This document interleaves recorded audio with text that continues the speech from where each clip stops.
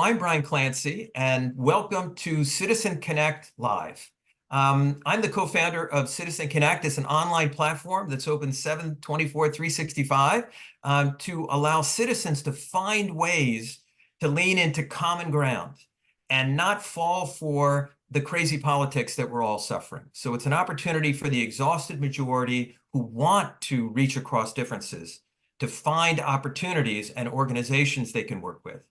We have 600 organizations on our platform that do everything from champion election reform to work very hard to bring communities together and knit them together. We're proud of every single one of these organizations. But today, I am incredibly excited to be interviewing the two co-founders of one of the most amazing organizations in the country that's working to overcome differences. And Civity, again, everybody on our platform we're proud of. What Civity has, which I think is so remarkable, is yes, their heart's in the right place, but they've also got an amazing nationwide network of organizations and communities where they've made a difference. The other thing that they have, which I think is extraordinary, is it's highly evidence-based, their work. They're always asking that question, does it work? They're going to tell you probably more detail about this, but they also get third-party organizations, including Stanford University, to kick the tires and say, how much impact are we having? In what way to take on the toxic polarization that we're all struggling with as a nation? So I am, incredibly honored to have both Palma and Malka here today. And I'm going to have them interview themselves. No, I'm going to have them introduce themselves first, and then we're going to go through a series of questions. So welcome to you both, and feel free to take maybe a minute to just share your background, which I think are so complementary what you both bring to Civity. Thank you, Brian. I can start. First of all, thank you for allowing us to be a part of this interview and outreach process. It's really been great to be a member of Citizen Connect and to be able to participate. So thank you. So I'm Malka Kopell, and I am one of the two co-founders of Civity. I am joining you here today from San Francisco, where I live. And I came to the work through, I've been a community organizer for 30 years. Worked in communities with people who have been doing wonderful and inspiring things. And Palma and I started this conversation about Civity about 15 years ago, looking at how communities solve problems and what are the barriers to that. So pleased to be here today. Thank you so much. Yeah, and I'm Palma Strand. I am sitting here today in Milwaukee, Wisconsin. I come to the work. I actually come to the work. I'm a lawyer by training, and which is a very head kind of discipline profession. And I actually came to the work by being a member, participating in my own community as a citizen, and starting to realize that kind of legal framework that I had in my head was not really the whole picture. And in fact, that relationships between people in the community, and particularly relationships between people across different communities or groups in the community, either made things work, or if those relationships were not there, then things really just got stuck. And so, as Malka said, we started talking. As I said, we both come from kind of head disciplines. I'm a lawyer, Malka's a public policy person, and we both really came to the realization that relationships, that heart connection is essential. Thank you so much. I'm going to go into the questions now, and you can tell whether, look, being a co-founder, because I'm in a situation of that, can be a challenge. But it can be beautiful when it really works, and you folks have that kind of relationship. So I'm going to allow one of you to start on each one of these questions, but I would celebrate tag teaming at any point. So let's weigh in. And Malka, the first one is for you to start on, and this question is really analogous to an elevator pitch. So just taking the essence of what you do and why Americans should lean into exploring Civity after they watch this interview. So the question is, what's the most important thing you want all Americans to know about your organization and the role it's playing in helping address polarization and toxic politics? All right. Well, Palma said it. The most important thing about our organization is the focus on relationships between people in communities. And we have been working on that for over 10 years, supporting leaders and communities to be more relational in their work and to create the space for others to do so. Civity is the name of our organization, but it's also a word that we use to describe the change that we want to see, which is a culture based on relationships of respect and ideally empathy, particularly across difference. And we call it Civity because there really isn't a word in our language that describes this. Community is close, but community usually refers to people who are similar to one another. And we really do want to lean in on connection and respect and empathy across difference. Thank you. Palma, anything to add? Yeah, so I do want to, Brian, you mentioned the Stanford study, and I have to kind of add that I think that a lot of times currently people sort of feel like, oh wow, connecting with people who are different with respect and empathy, that's just like, this whole thing is just impossible. And we were really privileged to be part of a study, a mega study, a year or two ago, that looked at very small interventions, online, 8-minute, video type interventions, to see if actually, things like partisan animosity could really be changed, or they're just like, that's just the way it is. And we submitted an intervention. We were one of 252 submissions. We were thrilled when ours was selected as one of 25 to be tested.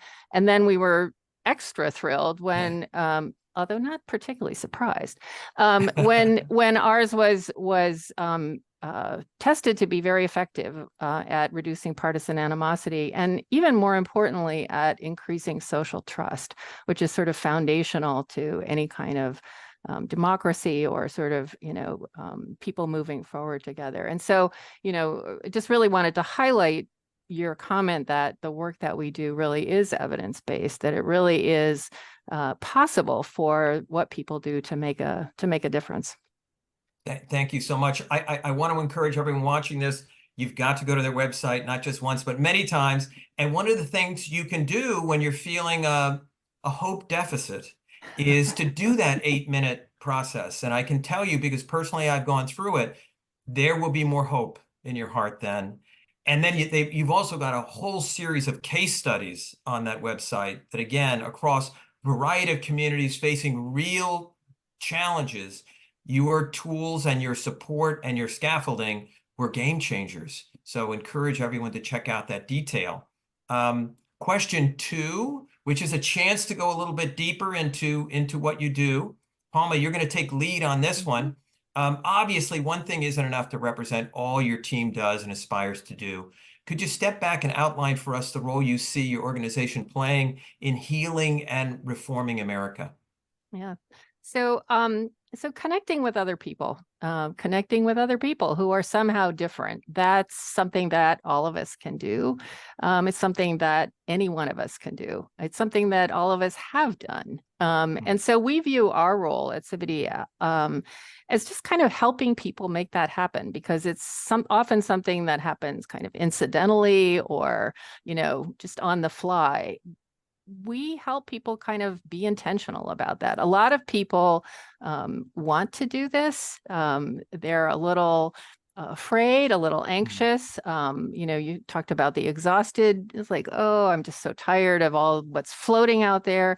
They don't know how to go about it, where to start. And what we do is we work with people and say, you know what, this is possible. This is not just possible. It's something that you can integrate into the work, your daily life, to take action. Sometimes people are like, oh, it's just about talk. I'm really into action. But when you're talking about building relationships, engaging in conversation with people really is action, because conversation builds relationships. And so, we give people some language some kind of ways to think about how to do this relationship building intentionally, some kind of skills, and then we sit back and coach and support and say, you go. And we particularly, as Malka said at the beginning, we particularly work with leaders in communities because leaders are, have their own networks, and they're kind of already plugged into that civic infrastructure in their communities. So when they model Civity, or when they create spaces for other people to engage in relationships, those ripples really spread. So our role is sort of helping people do what they can do, and offering really also a different story about the possibility of this kind of connection and empowerment, and then sort of being cheerleaders as people bring that story to life. Thank you. I mean, I can't imagine something that's more needed by America now. And I noticed on your website, first of all, if you can work with their team directly, you should. But I saw you had a DIY section as well. So if people want to put their toe in the water and try some things out, and that looked like a great set of tools too. Yeah. I also want to add that we take a systems view in our organization. There is not a need to recreate the wheel. We are already in a culture, we are already in a system, and we are all already in a network of relationships. But what we can offer is something that can flow through the relationships that we already have, or the relationships that we want to strengthen, or even the new relationships that we want to create with people that we may have seen once or twice, but want to get to know better. And that will ripple out, as Palma said. We don't need to have a meeting and invite people. People are already in many, many meetings. And that's why we work with leaders many of whom are convening those meetings. Thank you. Thank you so much. Our third question, and Palma, you're up again on this one, is related to hope, because I think hope is in the critical path to agency for people being willing to lean in their communities and take, frankly, a personal risk to do something new and try to repair something. So this question is, what's something you've been involved with in the last year that in particular gives you hope for America's political future? Yeah. Civity focuses on actually many different differences. Politics is obviously a big difference at this point. We also focus on race, on religion, on economics, gender. All of those differences have the potential for keeping people apart, keeping people from kind of working together in communities. And kind of one of the big differences that we've been seeing kind of surface more and more is people who live in rural areas and people who live in urban areas. And there's been a lot of division sown here, in the sense that messages are kind of out there that lead one group to kind of think that, oh, the other group doesn't view us as important. And that sort of sense of, well, they think that we're not important, really destroys social trust. That sense of, well, they don't think that we matter. And we've been working actually more than a year. We've been working for several years with organizations like the Center for Rural Affairs based in Nebraska and reaching into Iowa and other states. Central Hall Commons, which is a community-based organization in rural Maine. Civic Nebraska, which also is based in Nebraska. And what we see is that kind of apart from a small group of flamethrowers, people are really open to conversation, that people have been, to a certain extent, kind of staying out of it. It's like, oh, it's really hot out there. But that when people are invited into a space that feels like, oh, this is going to be a real genuine conversation, that people really are hungry to be heard, which is a phrase that we hear and we use in a genuine way. And what we see is that kind of regardless of any of these differences, but here's one that we've been working on over the last year or more, that as long as real listening happens with respect and empathy, that those relationships really start to grow. Thank you so much. I have worked with with folks that are creating these kind of spaces that you're creating, and it literally feels like magic, or at least we've been made to believe that it takes magic for people to connect. But actually, if you create a space of respect and dignity and trust, and it happens faster than you think, and it's more beautiful and moving than you can believe. And you folks are without a doubt one of the great magicians at making this happen in America now. So again, thank you so much for all of your work. I'm going to can I just add something? Please. Well, in our workshops, we do an exercise where we just have people go into pairs for 10 minutes and have, you know, kind of exchange storytelling, and people come back, it's like 10 minutes, like, wow, I feel really connected to that person. And I think that sense of having a space, and particularly a one-on-one space, which is where a lot of our work happens, it is really magical. So thank you. But we're not the magicians. We're not the magicians. We just create the space. Everybody else is. Yes. Right. Well, again, that's what magicians always say, you know, but you're creating that, you know, but you're creating that space where people can feel where their own magic can come out. So, yes. Well, Malka, the next question is for you. In a way, it's a follow-up. So, what are you most excited about doing over the next year or so? Because Civity's got a lot of irons in the fire, and I'm just curious, what sort of, you know, jumps out on your list of amazing adventures that you've got outlined for the next year or so? Well, thank you for asking this question. I love talking about what I'm excited about.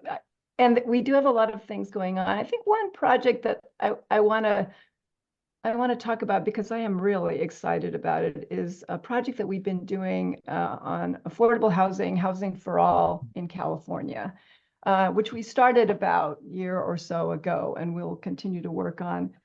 This is a project where obviously it's an important issue in California and in many places, and it involves divisions of wealth, of class, of who's in and who's out of my community. So the work we're doing is helping people support a broader view of their community, bring people in who have historically been left out, and supporting policies that enable people who live there or who commute there to be able to have a roof over their heads.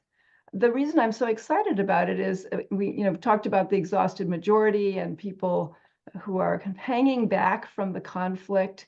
Housing is an area of great conflict. And there are a lot of people who we have talked to who are just watching to see what will come out of it, and who themselves have a very inclusive view of their community, but don't want to, they are not quite comfortable stepping out and saying so because the conflict is so hot. What we're doing is we're giving those people a voice, working with the comfortably housed to be able to say to others, yes, I am comfortably housed, and I think we should have a broader view of community. Yes, I think those people who have been left out should be able to live here. And yes, I want to talk about that. And there are many projects, narratives that focus, rightfully so, on the people who have been left out and giving them a voice. That is a very important need. And we find it, but in this case, we find it interesting to focus on those who have the power to bring people in as well. And that is really what's making me so excited about this. Well, thank you for sharing that. And I think that having a roof over one's head is something that right, left, and center is close to our hearts. And I'll just say personally, the place I live in right now, I couldn't afford now if I hadn't bought it several years ago. And I think even those who by luck are comfortably housed know that that there by the grace of God go I. And hopefully that opens people up to dealing with very difficult issues about housing density. And these are real issues in our community, and understandably, yes, the emotions are high. Yeah. I want to follow up This will be Malka first, and then Palma. This is a personal question. What got each of you to lean in so deeply to the civic renewal space? It's one of the most complex and often frustrating challenges out there in the country. And both of you have deep, rich careers that weren't about this initially, and plenty of things you could be doing. What made you lean into such a complex, challenging, charged effort? Okay, well, two reasons, I guess. One is I as Palma said, I do come from a policy wonk place. And I used to think that writing a good memo was the way to solve every problem. There's nothing wrong with a good memo, but sometimes it isn't enough. And I was involved when I was working on policy issues. I was involved in processes that were barred because people felt that those aren't my kids, those aren't my neighbors, those aren't my people. And I wanted to, as a head person, and I realized the importance of the heart. I mean, what can I say? And it's not that I don't have a heart, but I for years had reserved it for those who were nearest and dearest to me, right? And so what Civity does is we try to bring the heart that everybody has into the public sphere, into the civic sphere, because we know that people's heart, as well as their heads, but their hearts are an important part of their power. And I've been working for years with people who have taken power to make change. I really believe in the power of people. And in order for us as people to be most effective, we need to use all of ourselves in that fight. Thank you for sharing that. So I'll chime in.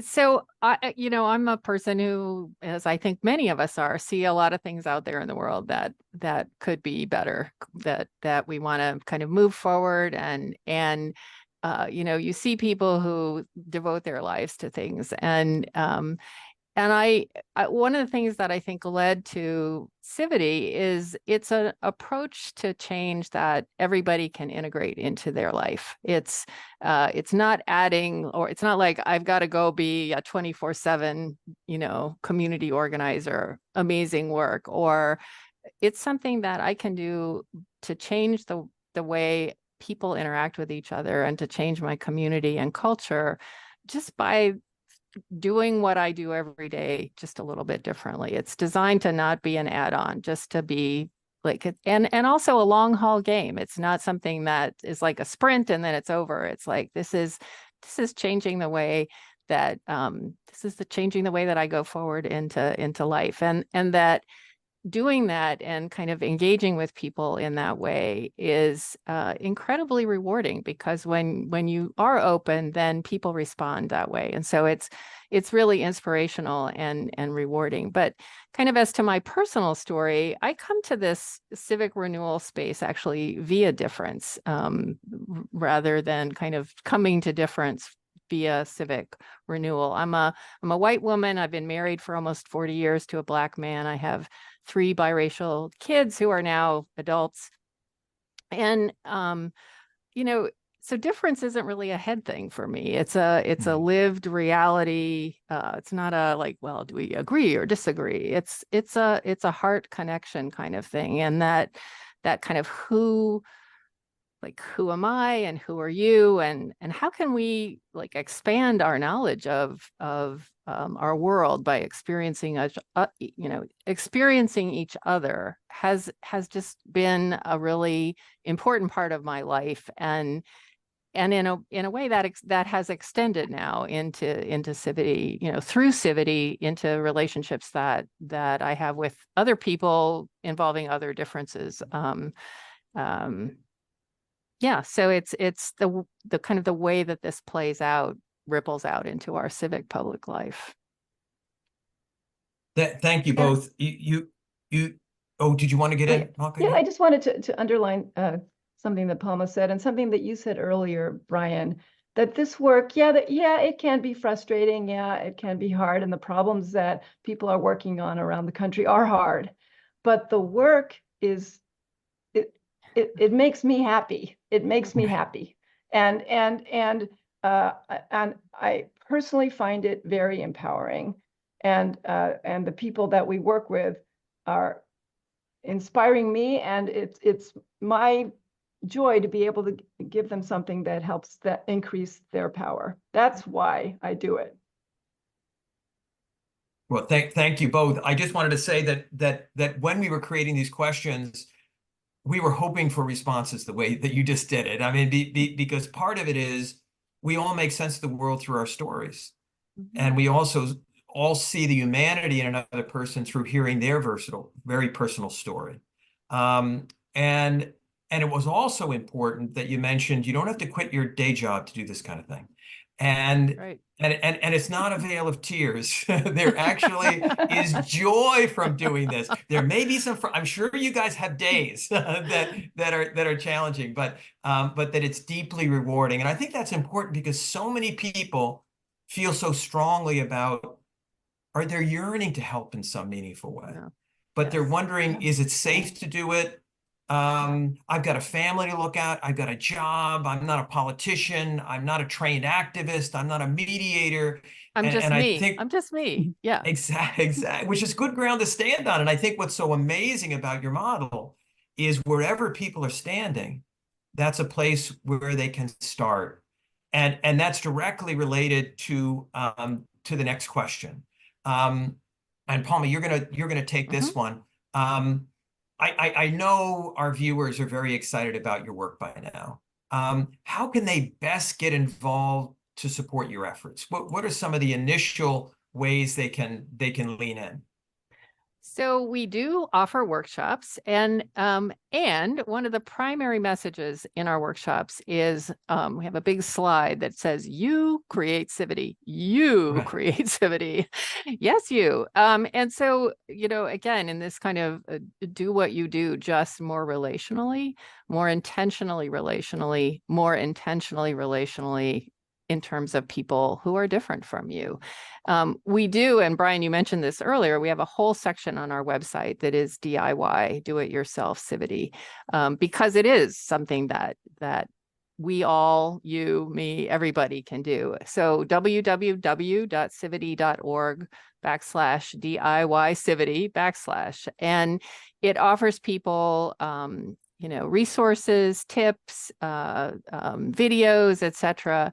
Basically, ways into this practice of offering people respect and empathy, how to connect with people who are different, ways to think about it, some vocabulary, just this idea of approaching people who are, other as opportunities, rather than fearfully or in any other kind of way, that relationships, which are within the reach of all of us, are really kind of how to overcome this us versus them dynamic that seems so overpowering and so prevalent now.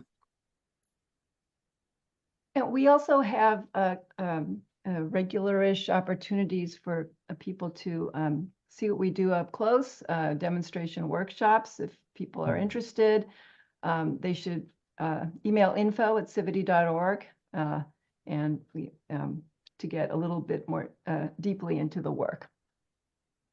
Right, and they can subscribe too. So I know you'll push updates to them. Yes. I'm a proud subscriber as well, so I would encourage everybody to do that. Yes, we have a podcast and a newsletter where we just highlight the wonderful things that people are doing out there. Yeah. The next question, it should be no surprise that Civity plays well with others, which also includes organizations in the broader civic renewal space. And you folks will go out of your way to amplify other people's works and celebrate that. So we appreciate that enormously. And it's essential because a lot of our organizations well, nobody has an unlimited budget, so we need to come together to celebrate each other's work and make sure it gets in front of as many eyeballs as possible. So so this question is related to that. As I mentioned earlier, we have literally hundreds of millions of great nonpartisan groups on Citizen Connect, working to make America better and stronger. They're run by Democrats, Republicans, independents, frequently working shoulder to shoulder all across the country. Are there any organizations in our community that you'd like to highlight or encourage our viewers to check out today? And by the way, anyone you leave out, it doesn't. We know you love more than you can mention. But anything that anyone that you want to give a particular shout out to today. Yeah, this was a hard question, Brian. So I know it's a little yeah, bit loaded, right? We have enormous respect and love for our brothers and sisters in this work, many of whom I've known for years. So trying to pick just a couple. So one organization that we have worked with over the years that I'd like to call out is Welcoming America, which, as you know, is an organization that's been working across the country to support welcoming communities, communities where everybody belongs, including immigrants, which has been their focus. And we've worked with them over the years. The way they work is they create welcoming communities, and in order to be a welcoming community, you need to say that you support a group of people cross-sector that are working together to make their communities a more welcoming place. And we've had the privilege to provide technical assistance to some of those welcoming communities around relationship building. So, we just love Welcoming America. We love the way that they work, the way that they think about things, and what has come out of their wonderful work. So I would encourage people to check them out. Thank you. And I am going to highlight another organization that is both newer and an organization that we've started working with more recently, which is Partners in Democracy. Partners in Democracy is well, it's a fairly new organization. It's based in Massachusetts, although I think their goal is to reach out into other states.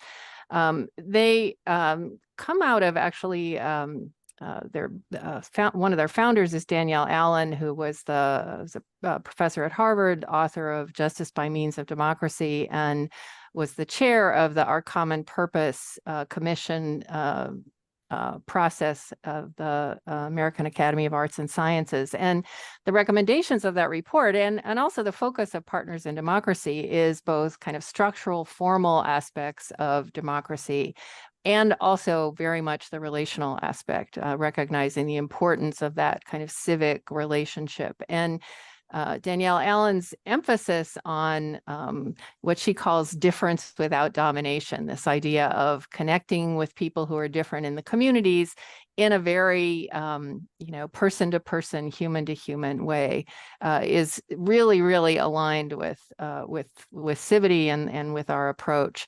And they are currently, Partners in Democracy is currently, they are training cohorts of volunteers to support their efforts to initiate structural changes that are going to improve democracy in various places. And we're supporting those volunteers to be more relational in their work. And that really highlights how we tend to work with partners, which is that we bring this relational piece to people who are doing great work in all different, housing, democracy, all different kinds of areas, different localities, and we support the work that they do by bringing that relationship building piece to it. So, Partners in Democracy, we're fans.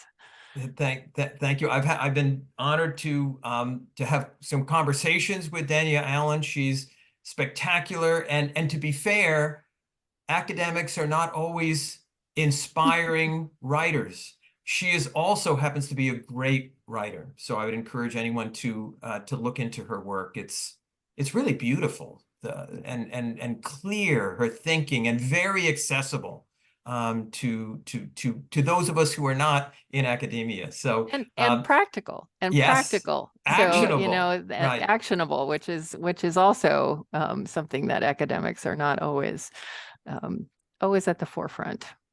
I want our viewers to be aware that we have a very tough executive producer, and there's no question that we want to feature every one of the 600 Citizen Connect members and give them a shout out. But that would make for a very long show today. So we'll get to it over time, and we'll make sure that the love is shared. But you highlighted two amazing organizations with amazing people in them that everyone in the country should know about. So I appreciate that enormously. And it's really just opening up now. Are there any final thoughts? Is there anything that you have at the tip of your tongue that you want to get out there before we wrap up? I just want to leave with what we started, which is that this is about all of us, that we can all make this change, that we are all in a system that we created, and if we want it to be better, we can make it better. And that small changes, as the Stanford study showed, can make big differences. And people are not as stuck as we think they are. I just want people to know that we all have the power. And I would just add, we've already mentioned this, but I really want to highlight it. One of the privileges of being Civity, doing Civity, is that we meet people around the country who they're just doing this work. They're in their communities. They're making a difference in so many different ways. And we leave these conversations hopeful, inspired. You know, I think if I could kind of share this sense of it's happening out there, we just don't hear about it very much. So I really appreciate the opportunity to kind of lift that up in a forum like this. Well, thank you. You mentioned two important words, hopeful and inspired. And I feel more hopeful and more inspired than when we started this discussion. And I know our viewers will feel the same way. I want to encourage, again, go to civity.org, amazing website. You see the amazing leadership team, and they have, again, amazing programs, things you can do. Also encourage you to check out citizenconnect.us as well. Civity is there and frequently featured, and there's also a lot of other organizations that are siblings of theirs that are worth exploring. So thank you so much. It was absolutely my pleasure, and I just have so much gratitude for the work you're doing. So America needs you. We probably needed you more than we ever have needed Civity in our history. And thank you for leaning in every day. Thank you, Brian, for having us. Yeah.